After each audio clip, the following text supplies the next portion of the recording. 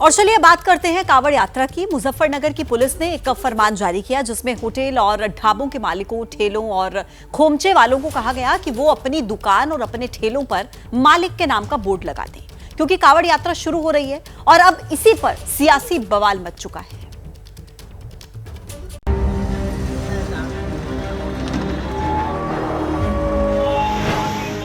आरिफ फलवाला, रावेज फल, Nadeem bro tea stall, Mohammad Fayaz चाय वाले, सलीम शुद्ध शाकाहारी भोजनालय। ये सभी तस्वीरें यूपी के मुजफ्फरनगर की हैं, जहां कांवड़ यात्रा से पहले पुलिस ने रास्ते में पड़ने वाली दुकानों के नाम और पहचान दोनों ही बदलवा दिए।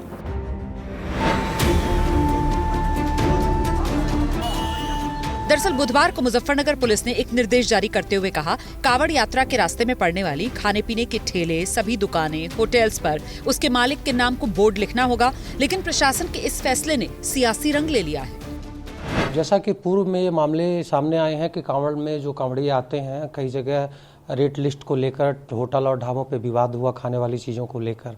इसके अलावा कुछ मुद्दे ये उठते रहे कि कोई नॉनवेज किसी दुकान पे है या कोई अन्य धर्म का, कोई अन्य संप्रदाय का व्यक्ति किसी अन्य नाम से कोई होटल ढाबा खोला हुआ है, जिसको लेकर आपस में हमेशा दिक्कतें आती रही हैं। उसके देखते हुए निर्णय लिया गया था कि जो भी दुकान है, होटल हैं, ढाबे हैं, इस सब पे उसका जो प्रोप्राइटर हो, जो उसका मालिक हो, उसका नाम बड़े बड़े अक्षरों में साफ सुथरा इंगित हो, दुकानों पर रेट लिस्ट लगाई गई हो।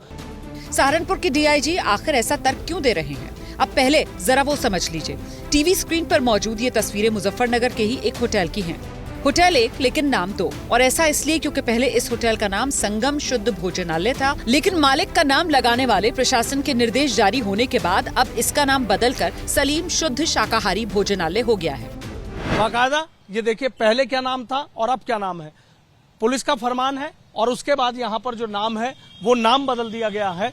चारों तरफ लिखा हुआ है संगम शुद्ध भोजनालय और यहाँ लिख रखा है सलीम शुद्ध शाकाहारी भोजनालय। चाचा, आपका नाम जानना चाहूंगा। सलीम नाम है। अच्छा, पहले तो आपके होटल का नाम था संगम शुद्ध भोजनालय। क्या नाम था पहले? संगम शुद्ध भोजनालय। अच्छा, अब क्या बोर्ड लगाया है? सलीम शुद्ध शाकाहारी भोजनालय। अच्छा, क्यों बदलना पड़ा नाम? बस कांवड़ की वजह से, माहौल की वजह से। अच्छा, कांवड़ की वजह से। अच्छा, कौन आया था? क्या सभी आए थे, पुलिस चौकी भी आई थी, अस्पताल से भी आए थे, अधिकारी आए थे। अच्छा, क्या कह के गए? बस कहा कुछ नहीं, एक आज अपने नाम से बोर्ड लगा लो। पूरे शहर में पता है, कहीं पूछ लो, जिसे पता ना हो भाई सलीम का होटल है, सबको पता है पूरे। दिक्कत कोई नहीं, कुछ दिक्कत तो कुछ नहीं है, दिक्कत कुछ नहीं है। फैयाज भाई, आपसे जानना चाहूंगा, कब लगवाया आपने ये बोर्ड? 4 रोज पहले लगवाया। अच्छा, किसके कहने पे कौन आया? प्रशासन आया था। अच्छा, पूरी बात बताइए, क्या कह गया था? ये कह गए थे कि बोर्ड लगाओ और अपना नाम लिखो। हमारे लिए तो हमने तो ये अच्छा माना कि नाम होना जरूरी है। भाई हम मुसलमान हैं, वे हिंदू भाई आते हैं, कोई गलत नहीं है। मैं अपनी तपस्या करते हैं।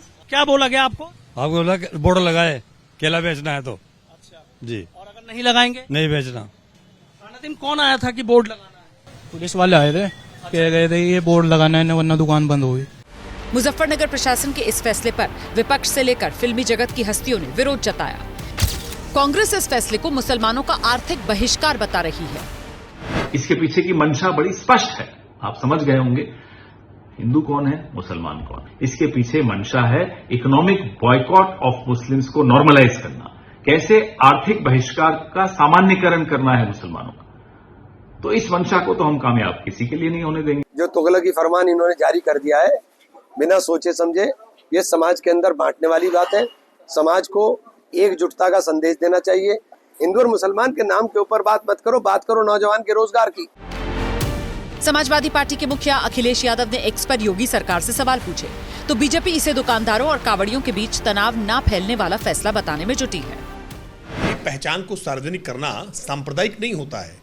स्थानीय स्तर पर इस बात की सूचनाएं लगातार मिल रही थी कि हिंदू देवी देवताओं के नाम पर, हिंदू देवी देवताओं के चित्र लगा करके, धार्मिक प्रतीक चिन्ह लगा करके लोगों की भावनाओं को भड़काने का प्रयास किया जा रहा है। इसलिए स्थानीय प्रशासन ने मिले फीडबैक के आधार पर एक प्रिवेंटिव एक्शन लिया है कि किसी भी प्रकार की सांप्रदायिक तनाव की घटना न हो, क्योंकि हमने देखा है उत्तर प्रदेश में कांवड़ यात्रा के समय में छोटी छोटी बातों से सांप्रदायिक तनाव की घटनाएं उत्पन्न हो जाती थी। इसलिए स्थानीय प्रशासन ने एक ये प्रिवेंटिव एक्शन लिया है। बोर्ड लगाने वाले फैसले के बाद एबीपी न्यूज ने स्थानीय मुसलमानों के बीच जाकर प्रशासन के इस फैसले पर उनकी राय जानी। ये सरासर गलत है। आप पाबंदी लगाइए ना, 15 दिन के लिए कोई दुकान नहीं खोलेगा। जो कायदे वाली बात है, कानून वाली बात है, वो करिए ना। आप किसी की जाति के आधार पे आप उसको पहचान करके फिर बाद में उसको मारोगे, क्या करोगे बताओ? गलत है ये सरासर। आप ये कहिए 20 दिन तक ये रोड बंद रहेगा। अगर कानून है, पुलिस है और सरकार चाहेगी, बंद होगा नहीं होगा, हो जाएगा। आप किसी की पहचान मत पूछिए, पहचान पूछ के आप भेदभाव पैदा कर रहे हैं। मेरी समझ से तो ये बहुत गलत बात है। ना हिंदू मुसलमान की तो कोई बात नहीं होनी चाहिए। मेरे को किसी आदमी से यहाँ पर मेरे को खाना है, पीना है, नहीं है, वो नाम पहचान लिया है कि मेरा मन कर रहा है तो मैं खा भी सकता हूँ, नहीं मन कर रहा नहीं भी खाना है मेरे को। एक तरीके से सही भी है और एक तरीके से इसमें जातिवाद फैलेगा तो उस हिसाब से सही भी नहीं है। कांवड़ यात्रा से पहले जारी इस फरमान पर यूपी की सियासत गर्म है और उपचुनाव से पहले यूपी में ये एक बड़ा मुद्दा बनता दिख रहा है। जैसे ही घड़ी का काटा दोपहर 2:30 पे आए, बबीता जी का दिल सास बहू साजिश के लिए मचल जाए। और ये है इनकी बहू, पूरे दिन ऑफिस की टेंशन हो जाए गॉन जब ये करें अपना फेवरेट शो फ्री टाइम पे ऑन। इनकी तरह आप भी देखिए अपना फेवरेट शो अपने टाइम पर और डाउनलोड कीजिए एबीपी लाइव ऐप अपने स्मार्ट टीवी पर।